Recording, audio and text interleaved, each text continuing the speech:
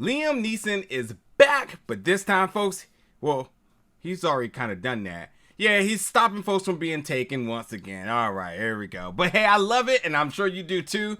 This time he's in the new film, Memory.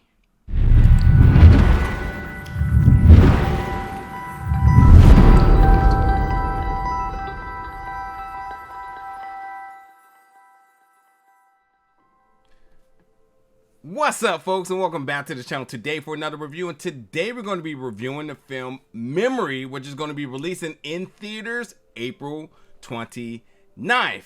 As I said, he's back now playing this character Alex, who is an expert assassin who is tasked on a mission to do what he does best. He's a contract killer.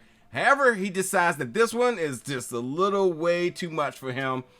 He's not going to do it, and that's fine because he's absolutely right. It ended up him targeting a 13-year-old girl. Really? And of course, because these folks are contract killers, they're assassins, they have no feelings, no emotions, but this one was a little different for him.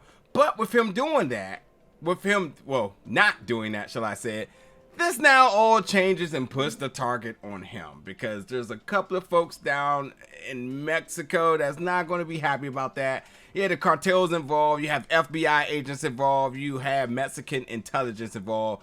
Everybody is now centered around a couple of different things here. One, the character Alex, because like if he didn't do it, then this girl who they consider to be very valuable is now still alive and thus puts other people at risk.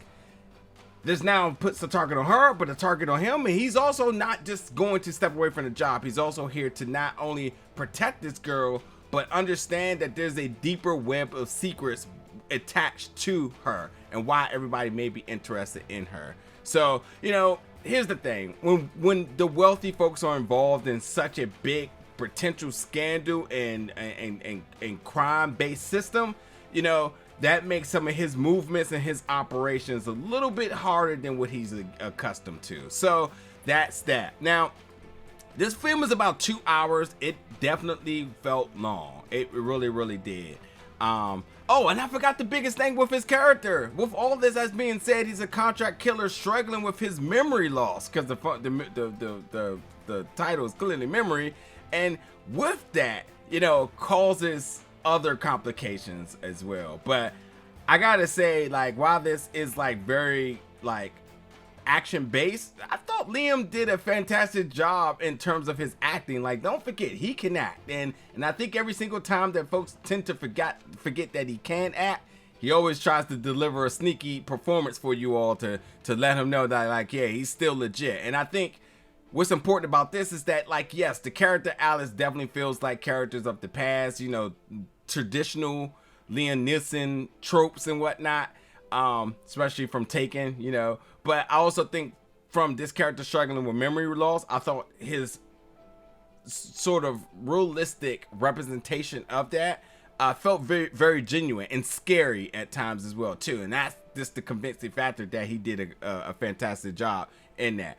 Now, listen, they want him to take out this little girl, and this little girl was recently released from a detention center, and she's considered not only a witness to a murder of her family, but now, as I said, a target. And the cartels involved, and like the cartels involved both from a background, but also like a sort of frontal presence, because anytime there's violence against kids, it's always considered to be an action of the cartel. So that's that.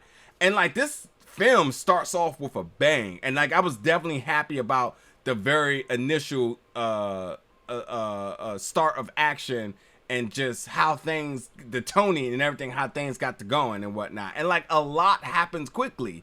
And I think because you have all these different converging parts all coming together, all being centered around this character Alex and this 13-year-old girl, you know, you got to kind of understand who the players in this situation is and sort of what the different dilemmas amongst all of them. Because like the Alphabet Boys aren't going to play nicely with each other. When you have the local authorities, who the local authorities are influenced by this wealthy partner, an organization, and then you have the Mexican intelligence, because they ain't there with the cartel. Of course, they're going to keep eyes on that, and then you have the cartel involved, And then obviously who hired Alex and that and whatnot. And all these sort of things are all converging all together. Now, Liam is completely himself, and I love it, and I always will. And the moment he holds a gun in the film, that's when the entertaining and action gets to going. And like I said, it completely starts off on this tone instantly. But then again, with the aspect of the memory loss, so once he starts to deal with that, that's where his character becomes unhinged, and thus the film starts to get brutal and gritty, and it literally takes a turn for like the worst in terms of like how graphic or like how sadistic his character can get. Like it gets more and more intense, and like with him suffering for Alzheimer's, because that's what it is, and because we see him have a relationship with his brother who's also suffering with it a lot worse and way further down the line than he is. You know, this is essentially him almost with his swan song, if you may say, because like for all of the different things that he's done in the past, this was just one that just crossed the line for him, and thus he's going to take justice in his own hand, because with this girl who was recently released from a detention center now being targeted to be killed, I mean, that has to raise huge red flags for everybody. And he's now telling the FBI, like, y'all need to investigate this. Y'all need to figure out not only who's trying to target her, but ultimately her demise and who's behind that. And he says, listen, if you're not going to do it, then I will, and I will become the bad guy, and I'm going to punish everybody who was involved. And that's where this film sort of takes a cat and mouse turn with this, with the law enforcement, where he's always a couple of steps ahead, and they're just quickly trying to catch up with him to see where he's going to go next, because he's clearly a person of interest, and because he's done other bad things, so he's still, you know, guilty of that. But like, he's also like kind of, like I said, fed up, and he says like, I'm going to take matters in my own hand. And ultimately this becomes not only just the investigation of this little girl that he once tried to protect from being murdered, but now it is all about the sex trafficking system and figuring out how to prevent other young girls to falling down this same, you know, dark rabbit hole of just this dark web of just bad things to happen, you know. So that's where things kind of takes a turn and goes forward with that. And I gotta say, like I said, like, it's a lot of actions. It's typical action. But like I said, solid performance, and I think with him playing between this man that's a killer and a man that's dealing with memory loss, he does it really, really well. And I also think the mystery investigation nature of it and concept of it, I think is really cool as well too. I thought that was actually a very interesting plot point. So it wasn't just bring this action. I actually thought that like the solving of the events of things was also a very intriguing element to this as well too. And then, like I said, you got the cops, you got the feds, FBI, other cartel members, all trying to take him out. But it's a cat and mouse for him, and he takes him on the trip.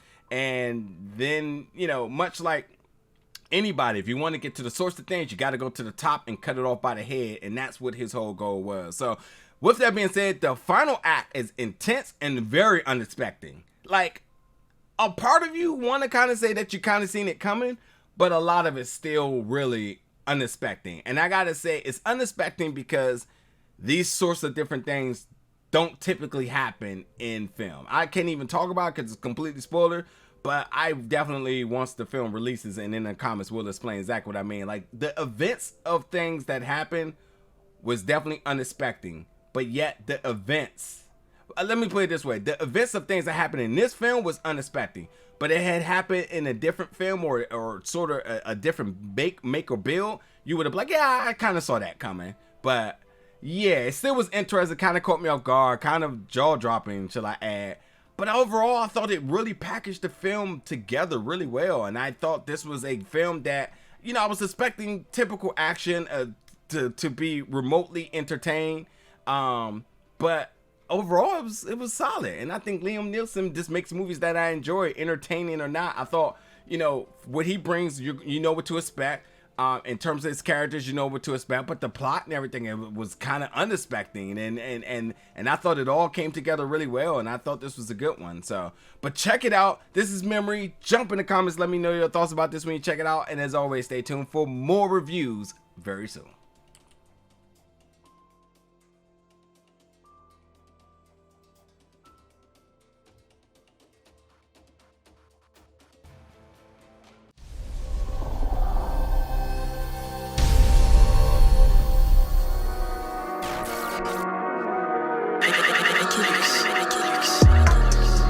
Big old bell.